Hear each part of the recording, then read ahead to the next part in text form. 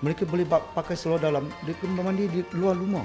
Jadi kita macam-macam kerajaan negeri lah terima. Jadi kita akan pada tahun 2031 kita pun akan selesai masalah parking apabila ada satu kompleks parking yang baru. Kalau saya di situasi tu, saya bayangkan berapa leganya. Kita bayangkan berapa leganya kalau susah. Saya sebagai adun, saya memang tahulah masa sekarang rakyat di mana-mana, rakyat kalau hidup susah kita akan bantu.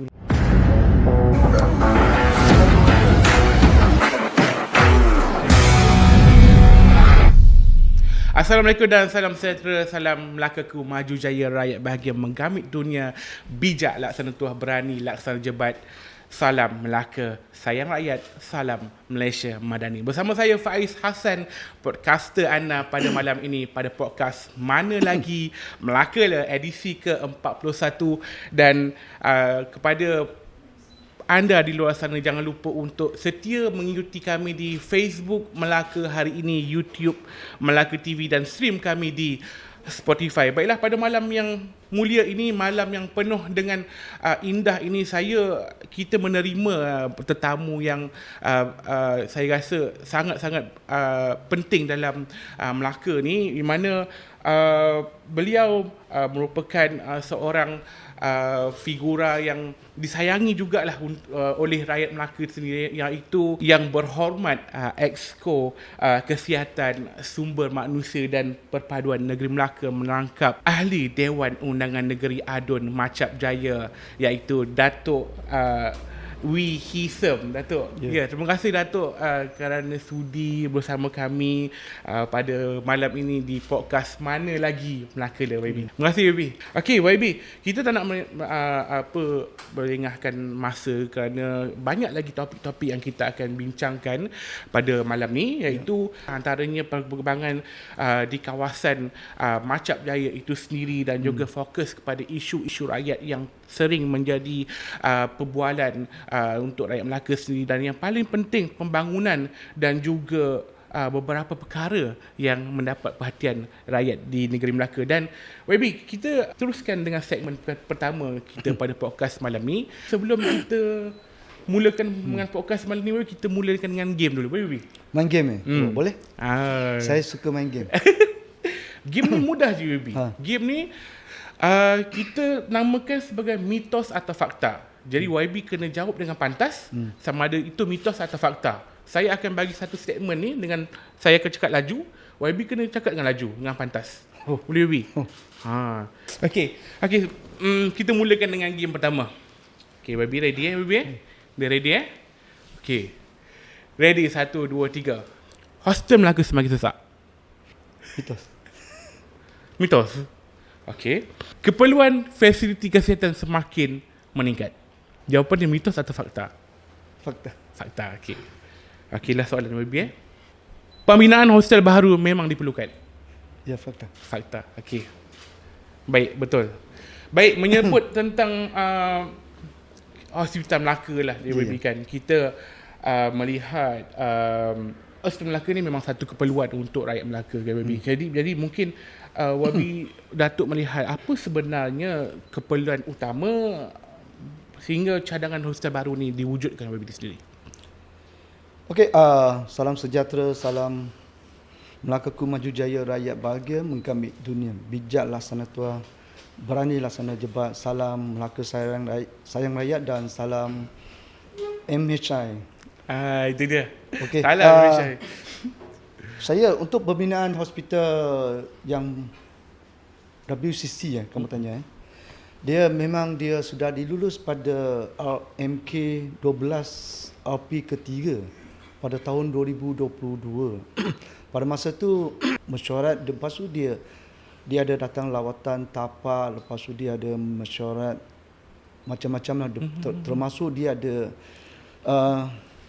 kuaya tanah, lepas tu dia ada masalah laluan itu air, dan juga dia ada jalan besar yang kuaya JKR lah, sebab dia JKR propose ada jalan besar, tapi apabila jalan besar luas tu kita sudah tak cukup tanah. Itu sebab kita bawa ke kerajaan negeri Melaka, kita akan ikut.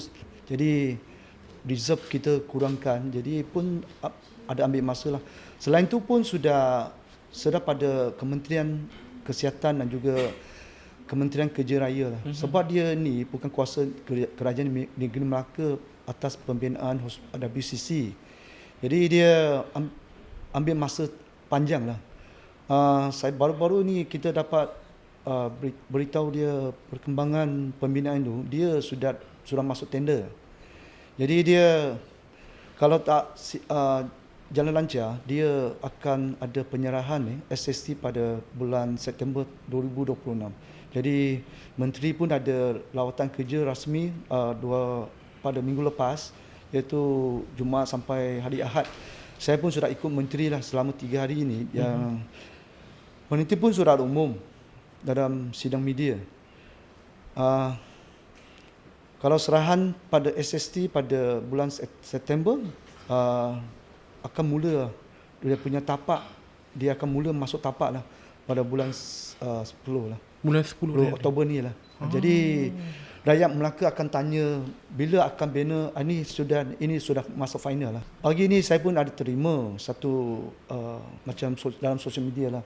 Rakyat masih tanya lah, ni sudah dengar berapa tahun masih tak ada nampak bangunan ada start projek, tapi kita sudah yakin lah start tahun ni lah akan selesai semua prosedur untuk termasuk tender dan serahan SST je. Bulan September Ya. Maknanya orang kata ni tak lama lagi bakal bila dia sudah start mula dengan projek, dia akan jangka siap pada tahun 2031. Sebab dia ambil masa lah, sebab dia ada nak robohkan bangunan lama, iaitu Academic Nursing yang lama. Dia ambil estimate 1 tahun untuk roboh dan pindah semua barang sudah sisa yang roboh tu. Dia ambil masa lah. Kalau dia setengah tahun boleh siap, lagi cepatlah kita terima yang WCC yang baru lah. Dalam projek ini kita pun ada satu kompleks parking lah. Dia akan sediakan 1,100 parking lot. 1,100. Jadi kita akan pada tahun 2031 kita pun akan selesai masalah parking lah, apabila ada satu kompleks parking yang baru. Ya. Jadi YB macam pembinaan WCC tadi YB kan, kita berbalik pada soalan yang pertama tadi lah. Macam kita lihat apa yang masalah paling kritikal yang berlaku sekarang kat Melaka ni tentang perkhidmatan kesihatan awam ni. Kita ada kepadatan yang pesakit yang masuk hospital besar Melaka. Jadi benda ni kita ada bawa pada Kementerian Kesihatan Malaysia. Apabila satu WCC, sebelum dia ada kick off, kita tak dapat mohon yang hospital yang bajet besar. Kita tak dapat mohon. Tahun ni kita nak kick off. Untuk tahun ni kita sudah bawa lah yang pembinaan hospital yang baru, iaitu di Mukim Duen Tunggal, iaitu di sebelah bangunan rehab yang dimiliki oleh Pekiso lah, sebelah tanah dia sebanyak 59 ekar. Jadi tempat itu sesuai menteri, apabila menteri sudah datang minggu lepas, dia pun sudah umum dia akan bawa untuk mohon bajet satu pembinaan hospital lah yang jenis 2 pada RP2 je hujung tahun lah, bajet dalam hujung tahun sebanyak RM 875 juta. Dia ni kapasiti 400 katil, dia fokus pada kardiologi, kardiotorasik, neurosurgery dan ambulatory care center, iaitu ACC lah. 4 ni. Untuk ACC tu untuk dia satu training center untuk doktor pakar. Ya. Sangat menarik lah. Jadi apabila kita hospital yang baru ni, apabila lagi berapa tahun dia sudah siap, bermakna yang hospital lama, hospital besar ni dia sudah ada ruang. Dia sudah ada banyak ruang supaya dia boleh expand, tambah lagi katil bermakna dia tak ada macam kardiologi yang apa neurosurgery sana lah. Yang ada ni pakar ni dia akan ke sana. Jadi sini sudah ada ruang supaya kita boleh expect untuk yang lain-lain lah, untuk pakar lain. Ya. InsyaAllah.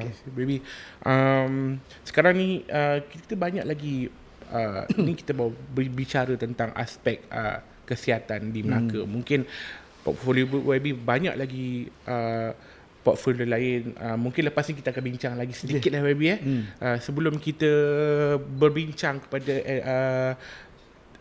topik seterusnya, kita berehat seketika di podcast Mana Lagi?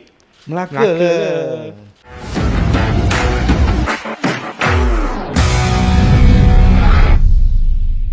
Kembali sekali lagi bersama podcast Mana Lagi Melaka bersama YB Datuk Wee Hisem. Jadi YB, kita ke segmen yang seterusnya, tapi sebelum tu izinkan saya untuk memperkenalkan beberapa produk merchandise daripada Melaka. Hari ini kita ada pelbagai produk, antaranya mug, topi, pen dan pelbagai lagi, dan in future kita akan keluarkan lagi beberapa koleksi YB untuk simpanan penonton di luar sana. Jadi kepada penonton yang berminat boleh menghubungi kami di talian yang tertera.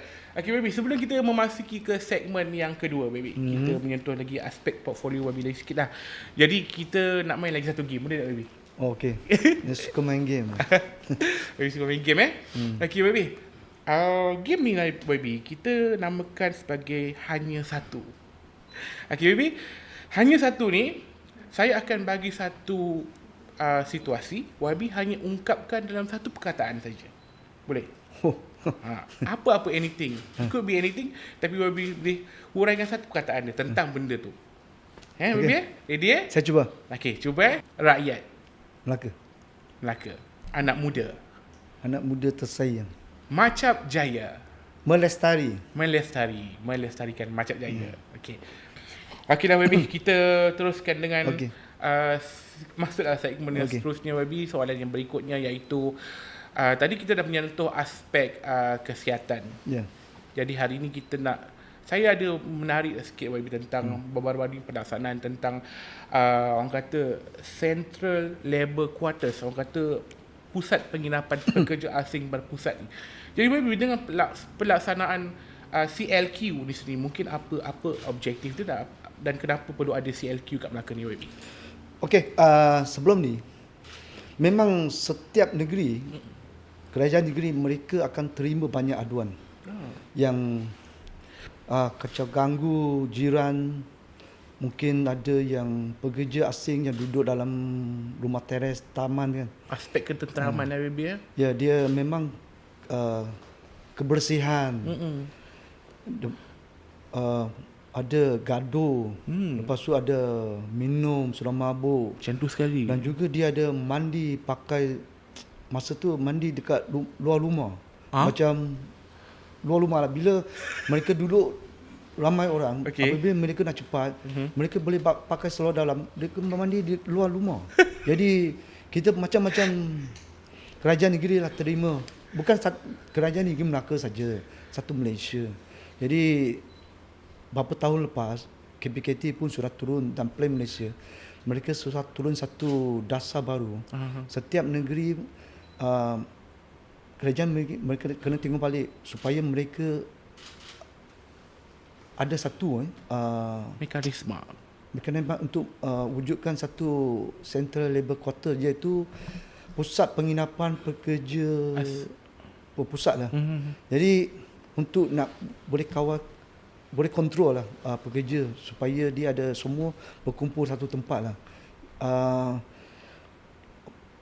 3 tahun lepas saya pun pernah pergi ke Johor, Singapura dan juga Johor. Kita pun ada tengok mereka sudah, sebelum ni mereka pun sudah mula ada CLQ. Singapura sudah lama lah. Jadi Melaka kita 3 tahun lepas kita pun sudah nak ke arah sana lah, ada CLQ. Kita pun sudah tengok ada satu syarikat di Melaka iaitu PDG, mereka pun sudah siap bina 2 blok CLQ di Aikro, belakang kilang CCC. Belakang Mami lah. Sangat bagus. Kita tengok konsep dia sangat bagus sebab dia guna pakai apabila pekerja asing, dia pakai face recognition. Semua dia dalam rekod mereka. Jadi apabila ada pekerja yang buat, dia dalam semua luar dia ada CCTV semua. Dia dapat kontrol semua pekerja. Jadi sudah masuk sana, kita ke arah sana dah kurangkan pekerja asing duduk dalam rumah teres atau rumah taman. Aduan untuk di CISPA di Melaka pun sudah kurang. Jadi kita semua nampaklah dah banyak berjaya lah kalau bila ada fully ada CLQ. Jadi kita ke arah sana masih ada tempat macam Alor Gajah, Jasin di Hang Tuah Jaya. Kita sudah nampak sudah dia kepada mungkin dia dekat kawasan industri Aikro. Dia pekerja banyak, mereka bina sana, mereka pun sudah hampir selesai lah. Di masalah pekerja ada boleh masuk CLQ. Yang di sebelah Jasin dan Alor Gajah dan juga kita masih memerlukan banyak CLQ lah, supaya kalau ada pembinaan banyak CLQ, kita boleh ikut berperingkat lah, supaya kita boleh penempatan pekerja asing ke CLQ yang baru. Jadi kita buat ikut fasa lah. Jadi kita nampak bagus. Yang ada company, sudah ada yang company dia ada modal sendiri, dia akan buat sendiri. Ada yang company pun sudah jumpa kita, mereka pun sudah masuk plan akan bina CLQ sendiri di kawasan kilang mereka, supaya mereka boleh manage sendiri. Ini lagi bagus, kita alur-alurkan yang kilang ada pekerja asing yang ramai, mereka boleh bina CLQ sendiri. Ya. Ini sangat bagus. Maknanya kiranya YB lepas ni CLQ kat Melaka ni lebih berpusat lah YB ke? Lebih berpusat lah. Maknanya dia akan menggabungkan dengan beberapa syarikat-syarikat lain dia satu tempat ke macam mana? Dia tengok lah siapa nak labur lah untuk bina. Macam PDG dia sebagai pemaju perumahan, dia pun buat CLQ untuk orang sewa. Untuk supaya kilang-kilang perhampiran Aikro, supaya mereka boleh letak pekerja asing mereka di pusat sana.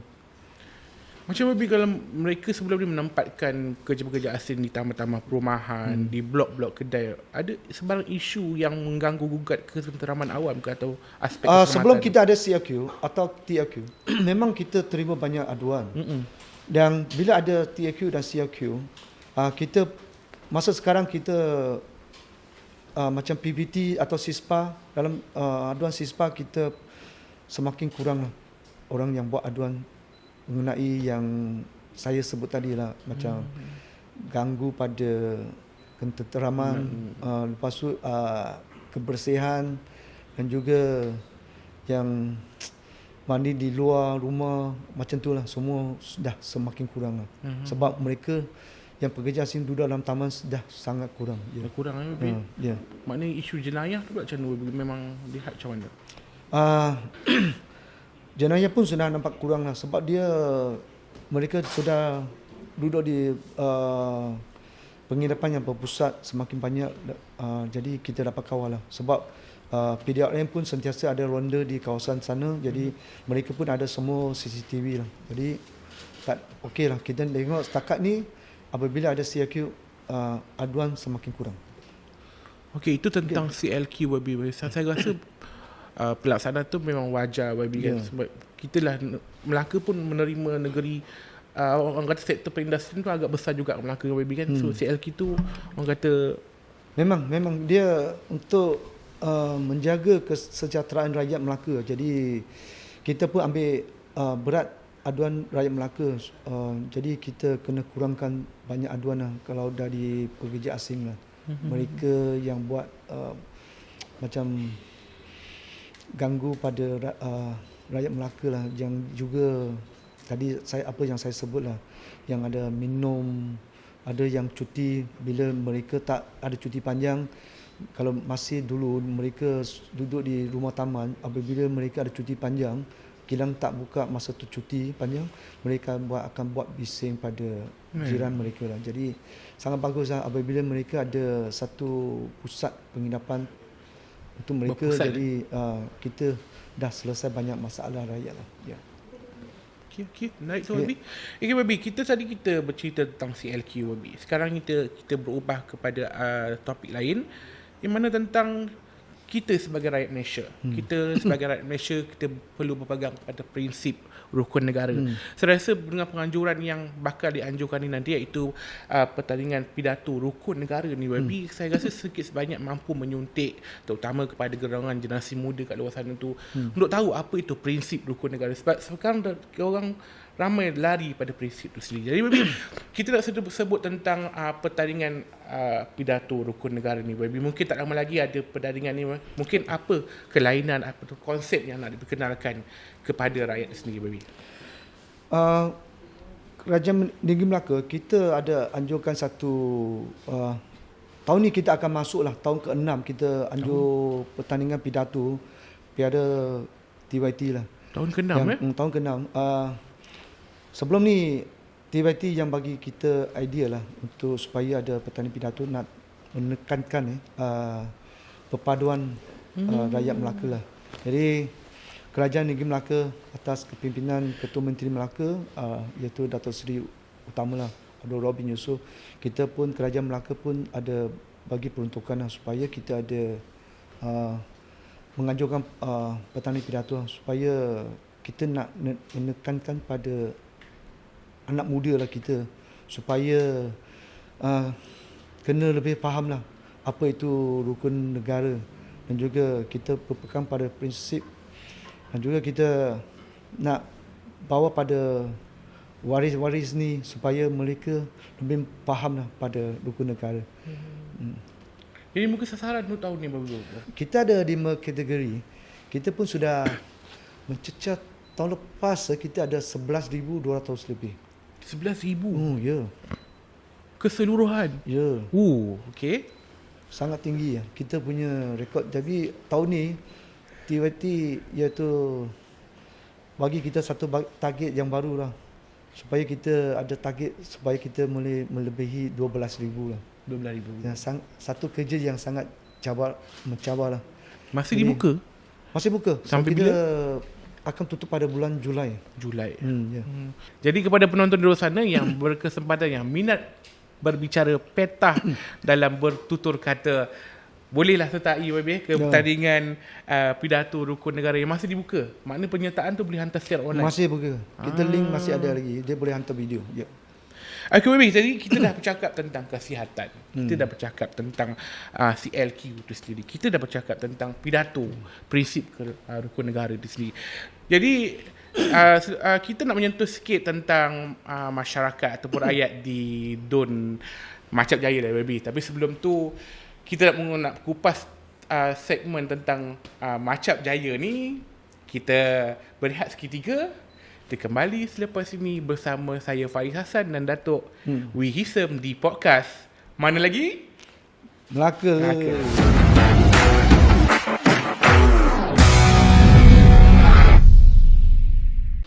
Baik saudara, slogan melestarikan Macap Jaya, itu antara yang saya rasa satu slogan yang sangat-sangat dirangkumkan dalam satu perkataan yang bermakna untuk Dun Macap Jaya sendiri.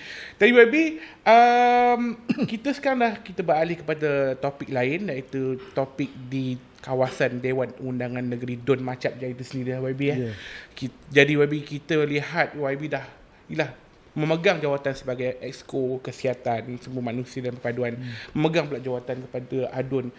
Dua jawatan yang berbeza. Jadi macam Dun di Macap Jaya ni, Wabi, mungkin apa antara isu yang kerap dibangkitkan rakyat dan isu yang diperjuangkan oleh YB kepada rakyat Macap Jaya sendiri? Yang pertama tu, saya ada terima aduan dari orang dekat Taman Pengkalan Indah sana lah. Pengkalan Indah. Okay. Area sana Pengkalan Indah lah. Sebab dia pada pagi sampai nak pergi kerja dan nak balik kerja tu, dia dekat Pengkalan tu, dekat traffic light sana, dia boleh jam banyak lama lah. Sebab masa tu murid pergi sekolah, semua orang taman sana nak pergi kerja sana. Jadi kita ada satu pada 2 tahun lepas lah. 2 tahun lepas. 3 tahun lepas. Saya pernah bawa JKR dan juga Dato' Amit pun turun sendiri lah. Pada masa tu kita ada nak propose satu jalan alternatif yang baru supaya dia boleh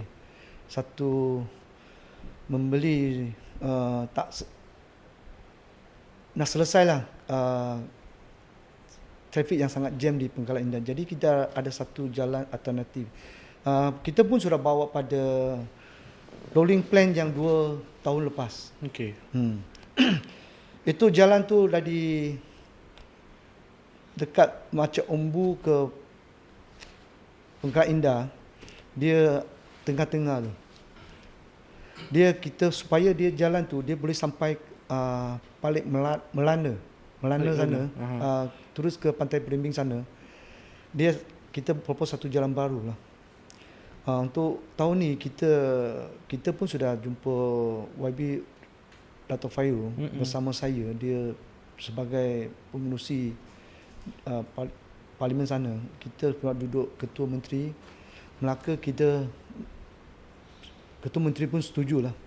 Kita akan selesai itu yang di Parlimen Alor-Raja. Kita ambil satu priority lah supaya kita propose satu jalan baru di sana sebanyak 5 km lah. Okey. Dia bajet agak besar juga. Kita tunggulah untuk pengumuman bajet hujung tahun ni. Kalau ada pengumuman berita baik, kita dapatlah selesai yang trafik sangat jam di Pengkalan Indah sana. Bila jalan baru tu dia ada perubahan ke, penambahan lane ke ataupun macam mana? Tu dia besarkan jalan tu. Dia bukan satu jalan. Sekarang kereta nak jalan pun susah. Sebab dia jalan tu pun jalan kampung.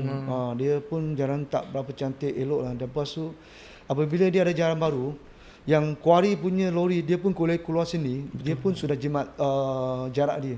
Lagi satu, saya pun untuk rakyat di Macap Jaya, kita pun ada satu projek 97 ekar yang akan develop oleh Lembaga Perumahan. Ini dah pokok pun sudah tolak lah. Dia dah bersih itu kawasan. Dia tahun ni lah mungkin dia akan mula projek baru tu. Itu projek ada merangkumi ada rumah awam 80,000. Okey. Dan juga dia ada semi mampu milik lah 120,000 satu unit, dan juga dia ada 250 untuk mampu milik, dan juga ada kedai dengan 20 unit lah. Dia ada sebanyak 998 unit keseluruhan 97 ekar. Almost 1,000 pintu lah. Almost lah. Jadi dia mungkin dia akan jadi satu pekan yang baru lah. Okey, Wabi. Itu kita tadi kita bercerita tentang aspek pembangunan lah Wabi ke kawasan Macap Jaya. Wabi, macam dekat Macap Jaya ni, bila ada seorang datang jumpa YB, mungkin apa isu yang kerap dia orang bangkit? Mungkin kebajikan ke macam mana YB? Oh ya, saya sebagai adun Macap Jaya, saya suka buat program gotong royong. Bukan gotong royong. Jarak kasih. Saya sendiri akan turun. Saya akan lapangkan masa. Adakan jarak kasih supaya saya dapat tengok sendiri. Kadang saya ada bawa pegawai kebajikan turun bersama saya. Kita akan pilih lah. Kita akan suruh JPKK yang pilih siapa yang layak. Lepas tu kita pergi ziarah dia. Macam minggu lepas, saya terima minggu lepas hari Khamis, saya terima ada seorang lelaki, dia umur 36. Dia pernah serve PDRM. Lepas tu dia dah berhenti kerja sebagai polis dan dia ada kerja sendiri. Dia meninggal dunia lah. Saya tak sempat. Jadi saya yang lapangkan masa lah. Saya pergi ziarah dia.